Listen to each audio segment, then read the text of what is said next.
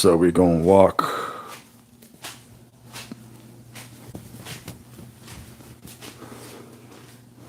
I ate quite a bit of ice cream yesterday. Probably wasn't the best choice, but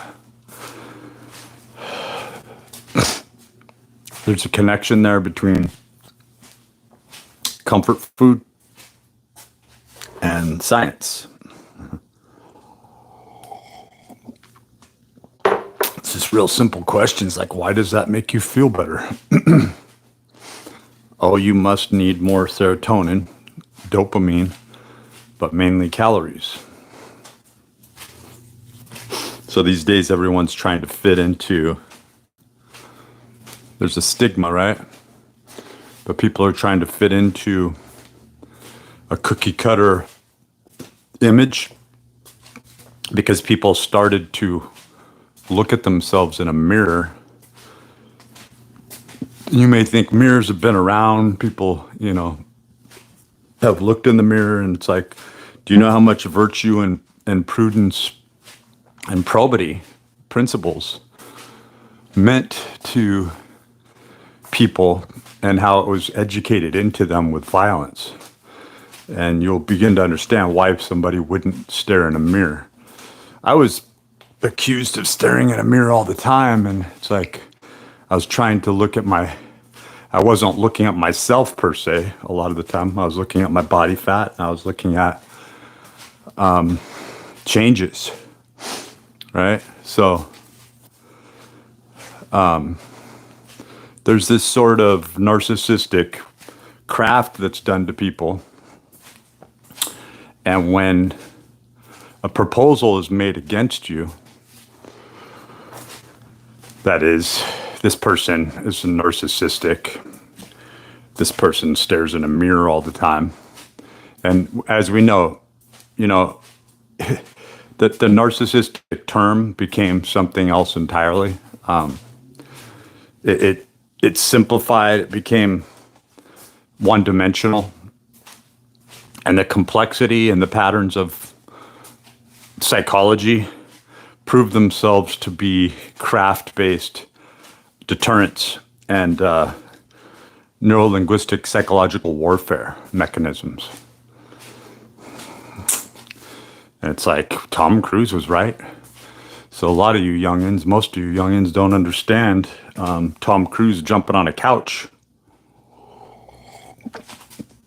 How's that for a meme that probably passed around a decade ago? Even more so, why isn't it seen more? Well, Tom Cruise doesn't really do jack shit for anyone. Why aren't these people concerned with philanthropy, right? Because you have these people who really don't give a flying fuck about anybody. They're rich, right? They've achieved man credits that are exchangeable mutually from throughout a societal pattern. But it's to really get into the idea, the bones, the marrow of what society is fashioned to do, what it was made for, and why certain people seem to elevate themselves and be elevated. So you can go in several directions with this, and there's been some groundbreaking work. I've been listening a little bit to several different people that I really got either turned on to or had a certain echo of exchange, a certain reminiscence therein from some guests that have been on Operation GCD with JJ Vance. And it's getting into some really telling territory. And we all know it. Like, we know that we've been hiding behind this veil, polite society, bitching about the populace, bitching about feudalism, and all the while knowing that we have the ability to break through this any day, any moment. It's not any day. That things don't take laws and legalities and they want you to get lost in this purposious ontological thought mechanism that you'd never get out of. And the people who know how to solve things, the people who are really looking at, like I say, the bare bones, they see that these are at the root their principles, and when you change the principles or the principle adherence, or what common principles are taken under practice. So to practice principles doesn't even mean you'll ever do it. Like if you are to adhere to purity, it doesn't mean you're ever going to be pure or that you will reach the heightened state of purity. But what it does mean is by being aware of it, meditating on it. Even meditating is a dead science. So my description of that is is that when you're in an active state of mind, you are not meditating. In other words, when you are aware that you are going to be attacked and that there is what you would esteem as dark craft, mindcraft, witchcraft, and that it's all around us every day, and that what was happening here, when you get into the areas of studying Lucifer, and then you get deeper and you look at Columbia, and then you start to look deeper at Venus, and then you see the 8-year pentagram alignment and how I urge you to, I even put it up on Esoteric Principles of Light 2 nights ago. J.J. Vance and Tim Constantine. What a name there, right? Tim Constantine. Maybe he named him, changed his name probably. But they're both like Appalachian, right? J.J. Vance and Tim Constantine. And, really links back to the Carolinas and the Virginia territories, and then going on and all the way up into the Appalachian, through the Appalachian trails into the mountains there, right? And as far as J.J. Vance's history, family history. And then he brings up quite a bit his own lineage. For the first couple of programs, you'll roll your eyes a little bit, like, wow, he brings this up a lot. And then you'll start to see how deep and penetrating into the American society, the revolution, way beyond all this. You know, when we look at the society of the Cincinnati, the Odd Fellows, and then the Cosmo, like Brotherhood. The shit goes really deep. There's so many names, right? And the reason that there's all these names, and the reason that it's so difficult to, the artifices to find this, and the reason that families are left out, usurped, they were afraid of, like a white supremacist wants to see your fucking DNA test. Like so much can be hidden, right? But they want to see your fucking DNA test. They want to see the best damn DNA test they can possibly look at. They'd love to get out Madison Grant's Passing of the Great Race and scientifically program some sort of fucking Philip K. Dick Hansen Robotics AI unit and style it after white supremacist Hitler AI, right? They would love to do this because they want what would be called inter-rater reliability. They want to see double-blind studies. They want to know what the intricate workings of how you think, how you operate, but more so genetically how you're driven. Why? Well, why is there such a propensity toward this? Do you look past the wizardry? Do you look past the connection with Albert Pike? Do you look past the connection with the Freemasons? Do you see what's going on here? Well, I'm going to lay it out for you right now. And it has to do with family lines and spiritual capabilities that are genetically passed down. That is really the pervading. So, Francis Crick, there's another one, right? you have Watson and Crick, but then Crick is much more, but then you got Watson, who's on the other side. He's working on the Human Genome Project, right? That was not completed into the late 90s, right? There's a connection there with Linus Pauling, even a sort of, I would say Linus Pauling seems like he got psychically fucked with and raped a lot. Right? This is a great man. He's a simple man. And in order to deliver his message, he became more kind of hobbit-like, right?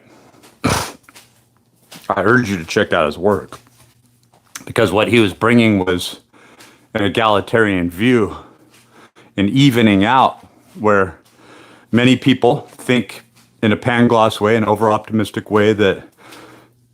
So this gets into the meaning of Atlantis. A lot of people don't really care about that. They're like, I want to find it. I want to find the gold. And that is the carnal, corporeal aspect, the mechanism of the slave morality, right? It doesn't fucking matter what someone looks like. It doesn't fucking matter what metals you can exploit and spend, right? You have to have somebody to go into trade with. There has to be tensions. There has to be entropy, right? There has to be chaos. And so when you back up and you begin to see what makes all this tick, it is the lower mind in acquisition constantly, right? That we are forced to supplicate to just to survive. In other words, it's the bad guys are in charge. The bad guys won. And it's like, oh, that's stupid to say. And it's like, well, you think you know it all, and it's like you don't understand what the good guys are. Like when you're looking at this juxtaposed position between good and evil, there's a very thin line, because, like, did you know that the Quakers, right, or the Amish, that is, but you better believe this digs really deep, right? But the Amish, with all the propensity against witches, that's why my family came here from Pfungstadt, Germany. And why the Germans were rallied toward the Americas at that time, is that there was a 100-year war that was 100% based upon witchcraft. So people just think this is going to go into this murky pot, literally, right? Euphemism there. Stirring this pot. And you literally have witchcraft. And you can't have witchcraft without females, right? And you can't have females, birds of a feather flock together, right? So if you've seen that show Yellow Jackets, if you've seen just about any program, any show, you'll see how bizarre. If you've seen the Mormon Church, we're talking about witchcraft. We're talking about an order. We're talking about the suppression of my genetics, your genetics, everyone's genetics, and our propensity to be able to go about spiritual warfare. And so a lot of people think they're very odd, right? And so when they take that term odd fellows, they're literally stealing that from the people that they stole the antiquity of this tradition. That's people have been aware of this power and the myriad of powers that come forth from this, from the prescient to the zodiacal tarot cards. Like the tarot card would become, if you erased every tarot card on the planet, the tarot card would remanifest itself. If you took away every trace of witchcraft on this planet, every trace of druidic proposal, the druids are very different from the witches. They understand, well, it's not that they understand, but they fully have I think Gardner, who began Wiccanism and why he did, I think there was an attempt for, and I know inside what it's called, and it was presented to me, and the term always remains the same, and it's called the alliance. Don't look past that. That I told you that. Don't look past that. I'm telling you something that nobody knows. Not even the higher ups in the government, which doesn't mean anything. It doesn't have any merit, doesn't have any power. And when I realized this, I started to understand why my genetics were what they were, and why I was always under attack, why I was being suppressed, while I was put in this small shitty town with these terrible people and this shitty family. Not only just banal, but slow moving creatures that did diabolical actions at a distance. In other words, they were doing things that were they were aware of something that is measured in a time sequence or a time signature. Your average person, almost like setting lasers up everywhere globally and going, if they pass this area, they're trying to steal cookies. But when you get beings that are aware of this genetically, this is passed down, and then there's something akin to spiritual genetics, where it's been long since known that you can't trust your own kin. And that the biggest enemies that you'll ever have are the people that not only that you're sleeping with, but you're sleeping next to as a child, or you're around. So what they do is they reverse everything. So they enter your body. You think you're nuts. Everyone doesn't believe you or wouldn't believe you that you're chased around. The second you go to sleep, you're chased around in circles by witches. Weird ass things happen to you. You're put through heinous, terrible situations. That was just a dream, right? You pass it off. That was just a dream. Or that females are inducted and indoctrinated constantly in their dreams. They go out into society. They put on their makeup. They put in their false padding. They put on their nails. They put on their warfare. They put on their fake smile with their white teeth. And they posit and posture themselves and pretend. And then women who act like they're, salt of the earth, they're doing the exact same thing at a lesser key, a lesser note, you see. They're less on display. And all women know they're doing this. So that in its essence, is craft. Once you can change the dynamics of a situation, flirt a little bit, pull up your fake tits that are just padded, and now they want more. So this is what Nietzsche understood. Friedrich Nietzsche understood this. He understood this. And why do you think he wrote about the Zoroaster, thus spoke Zarathustra? Why do you think he had an ideation toward that purity, right? The true pure man. Why do you think he wrote about the Übermensch not being a man of ultimate physical strength or power? Because this displayed in the energetics that once you had somebody like this, they wouldn't be able to, they would be on the other side of the tarot. They'd be on the other side of the card house. They'd be a play toy and a plaything and a necessary, like the ox, right?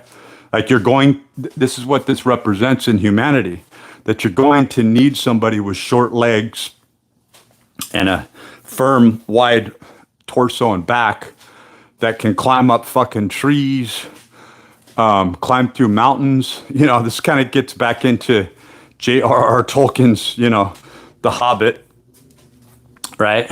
Where you've got these trolls, right? you got these trolls and other species. So right now, Gary Nolan, isn't that weird how the Soul Foundation, the connections with Jacques Vallée, Gary Nolan's partner in crime, you could say, definitely with the Soul Foundation, the person behind the scenes, wrote a book based upon the Seth, right, recordings. That Seth was this, Jane Roberts was this person who conjured up Seth. And anybody could say they're anything, right? You could say, so, I mean, it's like Lamb with Aleister Crowley. Yeah, you could say that this being looks like this being says this, right? And this does get into like Albert Bender, Steve Mera, Barry Fitzgerald. It gets into all this shit, right? And it's a pain in the ass that you have to like account all this, educate yourself about these people and what they have to say, know these things, and then it never ends. It leads into another trail and another trail. But what I'm telling you is that all of this information is leading toward a center now, and that is something that most people have been thinking is happening all along, and they're just like, wow, this is the same mundane, banal shit. That's what they want you to think. And the UFO disclosures are right in with that.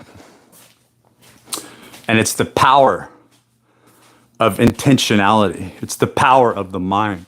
It's the indoctrination and the reduction of your mind. And it's to keep you from realizing your true self, right?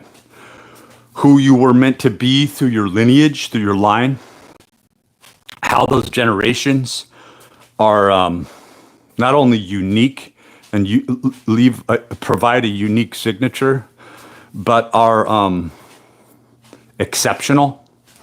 And so you have all these people who think that they are really exceptional that are low level. They're very low level. So if temerity and hubris followed along through their genetics, who do you think that they were meant to be and who they come from and who they really are, right? Because the people at the very top with the highest skill, irrefutable. And it's like, well, that could be anyone. And it's like, no, it can't be. There are people who just don't, when you look into the ontology, everyone thinks they can do anything, right? And then when they jump in there, you see people who are like, how many push-ups you think you could do? And what people have learned, this is craft, right? This is how it works, and this is how valuations are worked. How many push-ups do you think you do? In the back of their mind, any number, a billion. You look in the back of, so there's this id, ego, super ego. You look at what they say, and what people have learned to say is, I can barely do push-ups, really. So there's this faked humility, right, that doesn't smoothly cross-correlate with the other self. So what happens is the other self is not nurtured, but it is defensively kept alive as the true self. But that isn't the true self. The one that counters the humiliation, and that's what this is about, is these humiliation rituals. We do it to each other, but we aren't innocent in doing this. We're not just, and frogs aren't even frogs, but we're not just frogs popping out of frog larvae and just synonymously, ubiquitously going about genetic propensities, half you being run over because you were birthed next to a highway or a road system. The other half, half of the half starves to death while a few of them hop away, right? And then some survive and make it onto the next pond before it dries up, right? And such is life, right? But this isn't really the way frogs work. The migration or how mushrooms work, when you get into Allegra and you get into this whole sacred or really mystic mushroom concept, is they use, so sex isn't the end point. Sex isn't the hierarchy. You don't have these mushroom heads shaped like penises and God is coming down on the world and all this shit. That is fed to the plebeian, the proletariat, and then they're to feel ashamed of that, right? That's not what's happening. It's much deeper. It's non-dualistic. It's not bifurcated. It is not based around male and female. In fact, the male and female is the trap. The sex is the trap, and none of that even exists.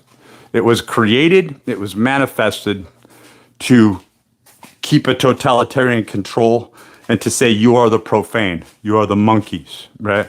You will succumb back to it, right? And so people are rewarded, but even more so, the gay frog idea, and I hate to bring up Alex Jones because he is not only a fat, worthless sellout, but he's also a covert operator. So he's somebody who rides on the rails. He's almost like a very low-level John Dee character, right? So he was put into operational position. How could he not be? When you look at how controlled everyone is on this sort of stage or gameplay, right? Chessboard, not one person gets through, right? Nothing is done for the reasons that you think. Little children, and not even all little children, because people are reincarnated, right? But the idea of an innocent little child who just doesn't understand, right, is watching this card play and thinking that there's a linear aspect to the process of good and evil. In other words, a cat is smashed under an anvil right in front of them. Okay? This could be done for a variety of different reasons, right? The cat is used symbolically and quite literally in the occult sciences all the time. Used in several different ways. Killing the cat, and the process of killing the cat, is of no more detriment. In fact, it is entirely necessary to, we won't say reduce this, but they're able to reduce and to garner or bolster more properties based on a certain energetic application or process, okay? So the cat may represent a cat that was born at a certain time on a certain day. It might be a red-headed cat, right? And from and through the initiatory process, leading up to a ritual, they have intended on, 100% intended on, and done research and craft precisely based on suppressing the red-headed giants. And you'd be like, well, what the fuck does a cat have to do with this? If you don't understand the procession, if you don't have history of, from a witchcraft perspective of the high holidays, the occulted holidays, which aren't talked about, Theban alphabet, and alphabets that go way beyond that. We're not talking about the Voynich manuscript, but we're not talking about it, right? And so much of this is occulted, right? And so this leads back to Tartaria. And many of us genetically remember this time, right? We remember this time and we hearken back to it. So if you have the male counterpart, the namesake that's carried on, generationally. In my case, it's Marsteller, right? The keeper of the stables. Very suspect in the sense that can be directly tied to these highly skilled warriors that were knights, right? And based upon Arthurian legend and the, the Knights of the Round Table and all this, and why that was depicted, why that was told, that really bridged together the East and the West, the North and the South, that there is no difference when you get into ambiguity and ambiguity, can't even say it, disambiguous aspects with the quality of peoples. Like when you're looking at the Ophites, the Sarmatians, the Scythians, a lot of the people that, not only Michael Tessarian, but also Jason Riza Georgiani gets into talking about, the Ophites back to Babylon, modern day Iran, and the Zoroaster and Zoroastrianism. And people don't even realize that they are following Zoroastrianism that's heavily linked with, Mediaism and Mithraism and many other occult religions that tie back into one central artifice, right? And that all roads don't just lead back to the Sumerians and Mesopotamian times, but that there's a huge aspect to this story that's left out, that's found in and of Tartaria, and that there was a shared community, a true egalitarian community, that was a lot like Harry Potter, and that concept didn't just come haphazardly along. Rowling wasn't some genius, just like Tolkien wasn't some genius.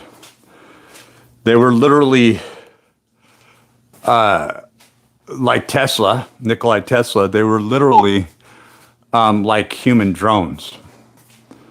They were prepped, primed for the occasion. There didn't need to be too many backups to ensure that the message would be delivered in some sort of way through potentials. Neutral survivors that are not used. This gets into programmed killers, David Berkowitz, Son of Sam, and then this Holmes character that I posted up about, right? That this channel that I just subscribed to, I'm getting a little bit deeper into this. We're talking about the, was it 2012? But it was Aurora, Colorado murders, mass killings, 12 people, I believe, passed away, and something like to the tune of like 93 others or something were injured, right? So, but you have somebody who is actually studying neuroscience, struggled for a while, was attacked, right? And you have exactly what I'm talking about, which is why I'm using him as an example, is that you have backups. So you have backups that are either neutralized to forget themselves, to forget the harm that's been done to them as an individual. And it really gets you questioning what an individual is, right? Because if you can get people to go, there is no self, there is no individual doesn't exist. So when you do that, you're literally going, well, I'm a crucible that can be operationally used and filled up at any time, right?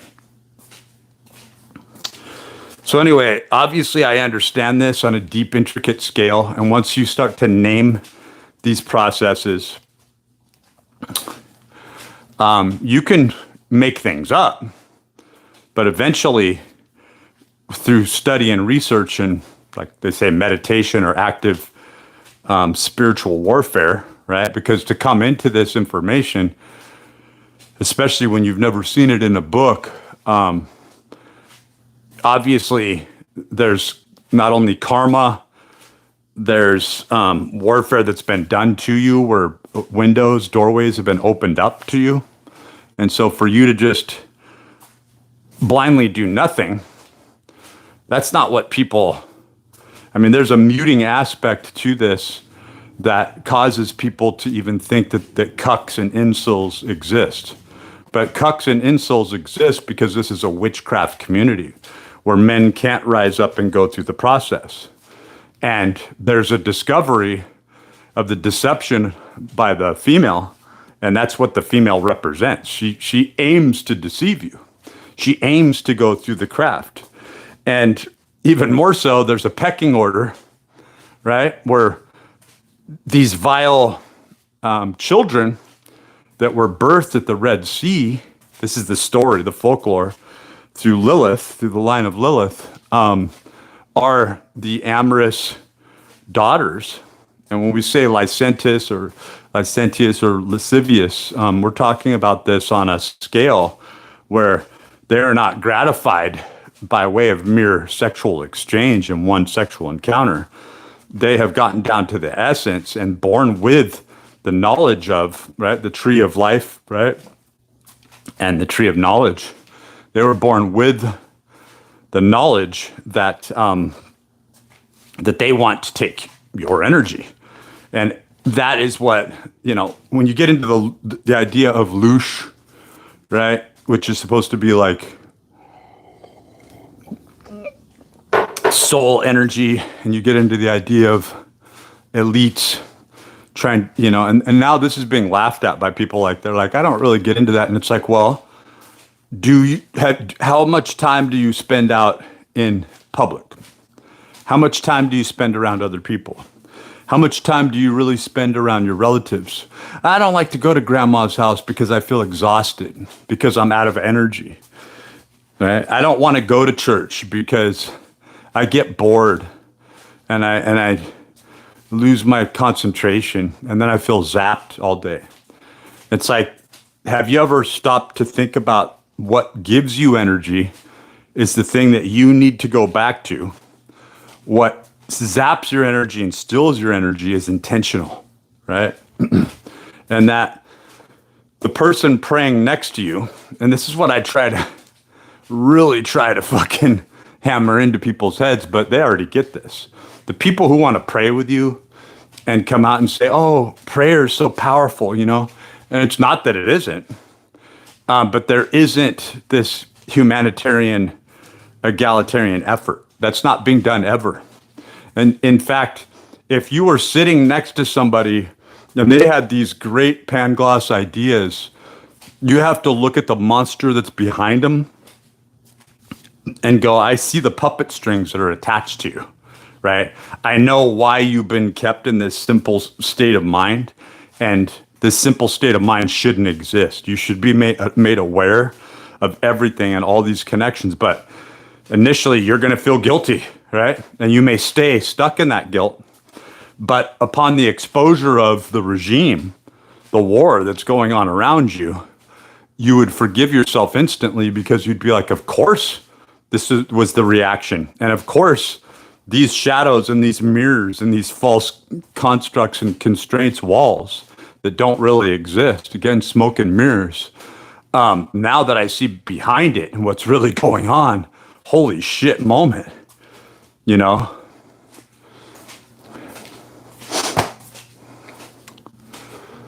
And we see what's going on. We see the rituals that are happening everywhere all the time. And people hate themselves. They're stuck in these boxes of control, these 90 degrees of sorrow, right, that don't exist here. Oddly, this is not one of those places, right? But the shape of the domicile that you exist under, the roof, the places that you go to in society that are closest to the motherboard networking station, where you have the Masonic Hall, You have the police station. You have the library. You have the theater. You have the restaurant, right? When you see all these restaurants, where that one restaurant is placed is where that one restaurant stood thousands of years ago, not necessarily in the exact same spot, but from an electromagnetic sense, that trading post has always existed on some level. And that's why it feels the way it does when you go in there. Now, all those countless other restaurants, those were pasture lands. Those will slip in and out of, existence. When you go in, you never really feel like anything was being done. That's the fluff. So when we talk about the default in EPL, are we discussing the hardwired truth about the zodiacal influence where a particular, so we're talking about quadrants and zones. You could even further distinguish this in other people's nomenclature into ley lines and torsion field energy and so forth. But these are all just names. It's about energetics, how they move, but you'd have to get into the proposition that these planetary influences are fixed. And I'm here to tell you they're not. And if a large body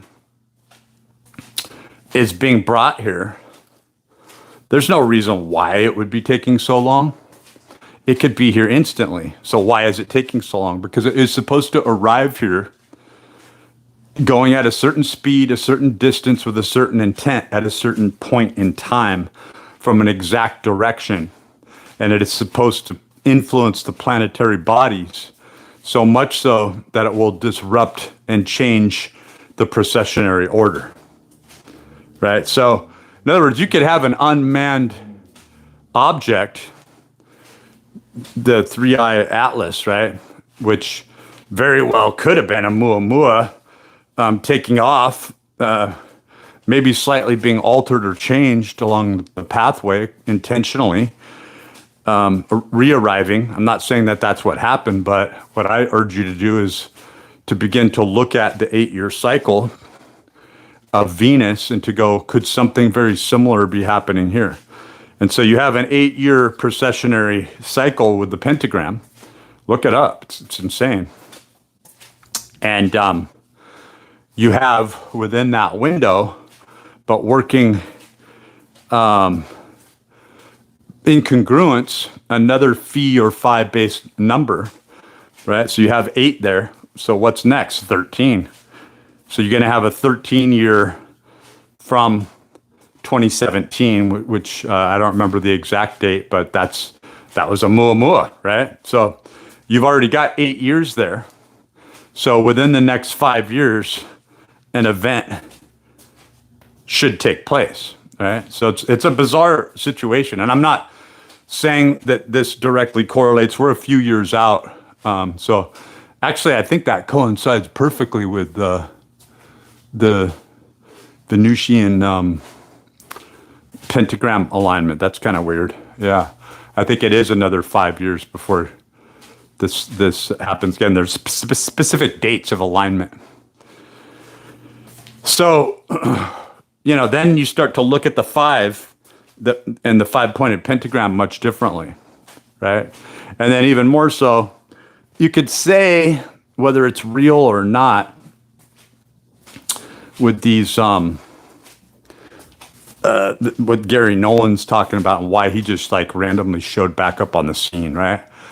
After saying his goodbyes, why he's a gay man, why I will heavily correlate him back to Alan Turing and say, why are these people so gay? Why are you gay? Why are they so controlled and so contained within themselves without having any real genius, but toting contributions that only put money back in their pocket? And it's like, I came out with these patents that saved lives and this and that. And it's like, but what lives did you save what hospitals were adopting these, and like, it's like, don't you see that the Shriners are doing the exact same thing, right? So anyway, I